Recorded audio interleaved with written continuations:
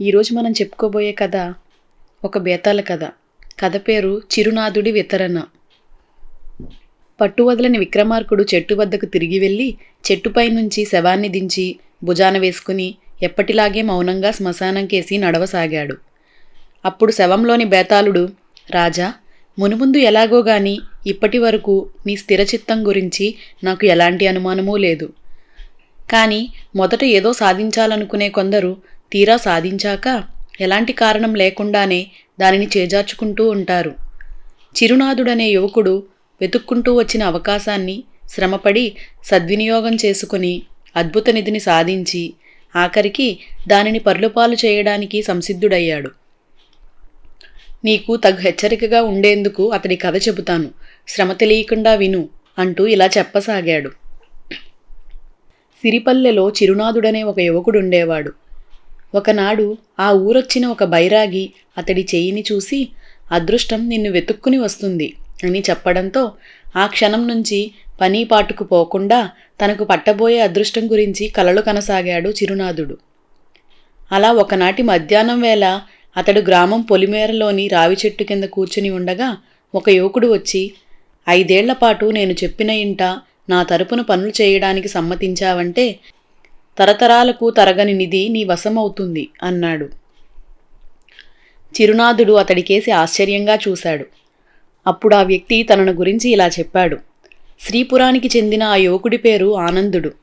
అతడొక యువతిని ఇష్టపడి పెళ్లి చేసుకుందామని ఆమె తండ్రిని అడిగితే ఆయన 1000 వరహాలు కన్యాశుల్కం అడిగాడు. అంత డబ్బు తన వద్ద లేక ఆనందుడు ఆ ఊళ్ళో చాలామందిని అప్పు అడిగాడు. పేదవాడైన అతడికి ఎక్కడా చిల్లిగవ్వ అప్పు పుట్టలేదు. ఆఖరికి సకారుడనేవాడు తన ఇంట 5 ఏళ్లు పనిచేస్తే అప్పిస్తానన్నాడు. ఆనందుడు ఆ ఇంట్లో పనికి కుదిరిన కొన్నాళ్లకే ఏదో వింత జబ్బు చేసి అతడి ముఖం వికారంగా తయారైంది. పెళ్లాడదామనుకున్న యువతి అతన్ని ఏవగించుకొని మరొకణ్ణి పెళ్లాడింది. దాంతో ఆనందుడికి జీవితం మీద విరక్తి పుట్టి దేశాటనకు బయలుదేరాడు. పని మానేసి పోతానన్న ఆనందుడితో సకారుడు, అప్పడిగావు, ఇస్తానన్నాను. డబ్బు తీసుకోవడం తీసుకోకపోవడం నీ ఇష్టం. అయితే అన్నమాట ప్రకారం నా ఇంట్లో పనిచేయి, లేకపోతే మాట తప్పిన పాపం వెంటాడి జీవితంలో ఏం చేసినా నీకు అచ్చిరాదు అని బెదిరించాడు. తిరిగి వచ్చినప్పుడు ఎలాగైనా మాట నిలుపుకుంటాను అని చెప్పి ఆనందుడు అక్కడి నుంచి బయలుదేరాడు. అతడు కొన్నాళ్లకు బృహదారణ్యం చేరుకుని తపోసంపన్నుడైన ప్రకాండుడికి పరిచర్యలు చేస్తూ గడిపి సమయం చూసి తన పరిస్థితిని వివరించి తనకు సన్యాసం ఇప్పించమని వేడుకొన్నాడు. నీ విరక్తి తాత్కాలికం, సన్యసించడం అంత తేలిక కాదు. ప్రస్తుతానికి గణమంత్రం ఉపదేశిస్తాను. దాన్ని జపిస్తూ తపస్సు చేశావంటే నీకొక రహస్యనిధి గోచరిస్తుంది.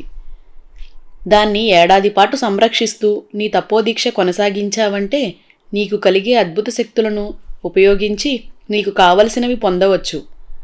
అప్పటికీ విరక్తిభావం పోలేదంటే సన్యాసం స్వీకరించవచ్చు. అయితే 1 ఏడాదిలోగా తొందరపడి నీ శక్తులను ఉపయోగించావో అనర్థం తప్పదు అని చెప్పి ప్రకాండుడు అతనికి గణమంత్రం ఉపదేశించాడు. ఆనందుడు ఆశ్రమం నిర్మించుకొని గణమంత్రం జపిస్తూ తపస్సు ప్రారంభించాడు. కొన్నాళ్లకతనికి దగ్గరలోని మర్రి చెట్టు తొర్రలో నిక్షిప్తమైన గొప్ప నిధి ఒకటి గోచరించింది. సరిగ్గా ఆ సమయంలోనే నీలాంబరి అనే యువతి అక్కడికి వచ్చింది. నీలాంబరి పేద కుటుంబంలో పుట్టింది.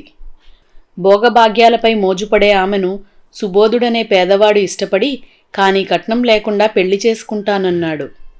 అందుకు ఆమె తండ్రి సరేననడంతో నీలాంబరి ఇల్లొదిలి పారిపోయి అనుకోకుండా ఆనందుడి ఆశ్రమం సమీపించింది. ఆమె కథ విన్న ఆనందుడు ఆమెకు నిధిని గురించి చెప్పి, 1 ఏడాది పాటు నిధిని కాపలా కాస్తూ నాకు సపర్యలు చేస్తే ఆ నిధి నీదే. నా తపోదీక్ష పూర్తి కాగానే ఆ నిధి తీసుకుని నీకిష్టమైన వాణ్ణి పెళ్లాడవచ్చు అన్నాడు. నీలాంబరి సరేనని అక్కడే ఉండిపోయింది. ఒకనాడు ఆనందుడు స్నానం కోసం సెలయేటికి వెళ్ళిన సమయంలో ఆమెను వెతుక్కుంటూ సుబోధుడు అక్కడికి వచ్చాడు. ఒంటరిగా ఉన్న నీలాంబరి అతడికి జరిగింది చెప్పి, నిధి కోసం 1 ఏడాది ఆగలేను. నువ్వు ఆనందుణ్ణి చంపే, నిధిని తీసుకుని ఊరెళ్ళి హాయిగా జీవిద్దాం అన్నది. అప్పటికి స్నానం ముగించి తిరిగి వచ్చి ఆనందుడు ఆమె మాటలు విని కోపం పట్టలేక, నిధినిచ్చానన్న కృతజ్ఞత కూడా లేకుండా నన్ను చంపాలనుకున్న నువ్వు బ్రహ్మరాక్షసి వైపో అని శపించాడు. ఊహించని ఆ శాపానికి నోట మాటరాక నిశ్చేష్టురాలైంది నీలాంబరి. అంతలో ప్రకాండుడు అక్కడికి వచ్చి ఆనందుడితో, నియమం తప్పి ఏడాదిలోగా తపోశక్తిని ఉపయోగించి కష్టపడి సాధించిన శక్తులన్నిటినీ తొందరపడి పోగొట్టుకున్నావు. నీలాంబరికి శాప విమోచనం అయ్యాకనే నీ శక్తులు నీకు తిరిగి వస్తాయి. కానీ ఆమెకు శాప విమోచనం కలిగించడం నీ వల్ల కాదు అన్నాడు. నీలాంబరి ప్రవర్తనతో మళ్లీ నాకు జీవితంపై విరక్తి కలుగుతున్నది. సన్యాసం ఇప్పించండి అన్నాడు ఆనందుడు దీనంగా. నువ్వు సకారుడికి మాటిచ్చి రుణపడ్డావు. ఆ రుణం తీరేదాకా సన్యసించే అర్హత నీకు లేదు అన్నాడు ప్రకాండుడు. తమరే నాకు తరుణోపాయం చెప్పాలి అంటూ ఆనందుడు ప్రకాండుడి పాదాలపై పడ్డాడు. నీలాంబరి బ్రహ్మరాక్షసిగా మారి ఈ మర్రి చెట్టును ఆవహించి నిధిని కాపలా కాస్తూ ఉంటుంది. నువ్వు సకారుడి రుణ విముక్తి పొంది అర్హుడికి నిధిని అప్పగించాకనే ఆమెకు శాప విముక్తి అన్నాడు ప్రకాండుడు. అది ఎలాగో చెబితే చేస్తాను అన్నాడు ఆనందుడు. ధనాసతో కృతజ్ఞతను మరిచిన నీలాంబరికి కృతజ్ఞతతో ధనాసను వీడిన వాడి వల్లే శాప విముక్తి లభిస్తుంది. సిరిపల్లెలోని చిరునాథుడు అలాంటివాడు కాగలడని నాకు తోస్తున్నది. ప్రయత్నించి చూడు అంటూ అతడికి చిరునాథుడి వివరాలు చెప్పి ప్రకాండుడు వెళ్ళిపోయాడు. చిరునాథుణ్ణి వెతుక్కుంటూ ఆనందుడు సిరిపల్లె చేరాడు. ఇంతవరకు ఆనందుడి నుంచి విన్న చిరునాథుడు నిధి మీద ఆశ కొద్దీ ఎవరి ఇంట పనిచేయాలి అని అడిగాడు. శ్రీపురం సకారుడి ఇంట్లో పని పూర్తి చేసుకుని బృహదారణ్యానికి రా అని చెప్పి ఆనందుడు తపస్సు చేసుకోవడానికి వెళ్ళిపోయాడు. చిరునాథుడు శ్రీపురం వెళ్ళి ఆనందుడు పంపగా వచ్చానని చెప్పి సకారుడి ఇంట పనిలో చేరాడు. సకారుడి భార్య అడ్డమైన పనులు పురమాయించసాగింది. చిరునాథుడు తనది కాబోయే నిధి మీద ఆశతో ఓర్పుగా పనులన్నీ చేయసాగాడు. ఒకనాడు సకారుడి భార్య, నువ్వు చేసే వంట నోట్లో పెట్టలేకపోతున్నాం. ఈ ఊళ్ళో చిరుమతి అనే పనిపిల్ల చక్కగా వంట చేస్తుంది. దానికి మహాగర్వం. మా ఇంట్లో పని చేయమంటే చేయనన్నది. దాన్ని మా ఇంట్లో పనికి కుదిర్చావా సరే సరే, లేదా నిన్ను పనికి పెట్టుకోలేదని వెళ్ళి ఆనందుడికి చెప్పు అన్నది చిరునాథుడితో. చిరునాథుడు చిరుమతిని కలుసుకుని తన పరిస్థితి వివరించాడు. ఆమె నవ్వి, ఎప్పుడో అదృష్టం వస్తుందని ఇప్పుడే దురదృష్టం కొని తెచ్చుకున్న నీ మీద జాలిపడగలను గాని నీకు సాయపడలేను అన్నది. నేను 5 ఏళ్లు పనిచేస్తే గొప్ప నిధి నా సొంతమవుతుంది. గొప్పవాణ్ణయ్యాక నీ రుణం తీర్చుకుంటాను.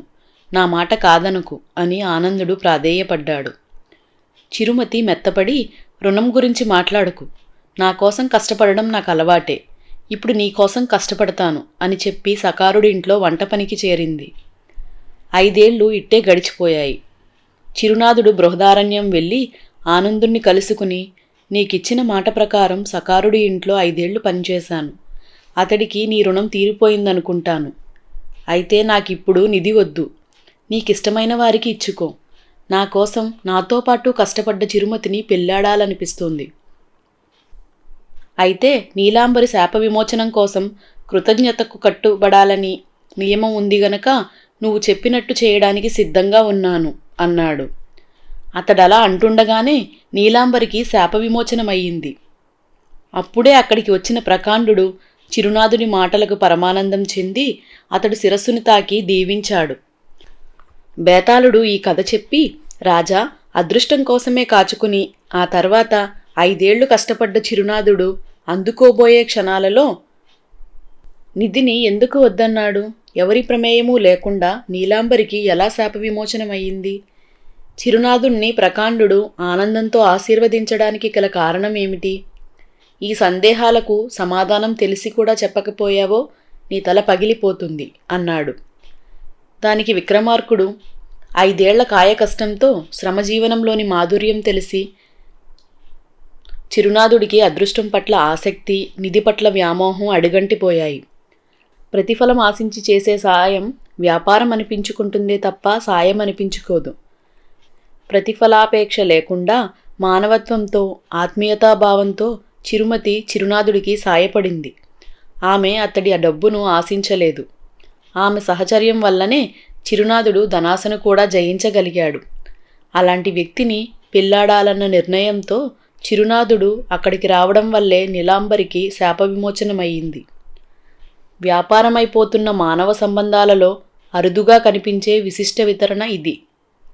అలాంటి గొప్ప నిర్ణయం తీసుకోవడం వల్లే ప్రకాండుడు అతన్ని ఆనందంతో దీవించాడు అన్నాడు రాజు. రాజుకు ఈ విధంగా మౌనభంగం కలగగానే బేతాళుడు శవంతో సహా మాయమై తిరిగి చెట్టెక్కేశాడు. ఇదండి బేతాళ కథ. ఈ కథ మీకు నచ్చిందా? నచ్చితే మీ ఫ్రెండ్స్, రిలేటివ్స్తో షేర్ చేయండి. మరిన్ని మంచి కథల కోసం మన ఛానల్ను సబ్స్క్రైబ్ చేసుకోండి. Thank you.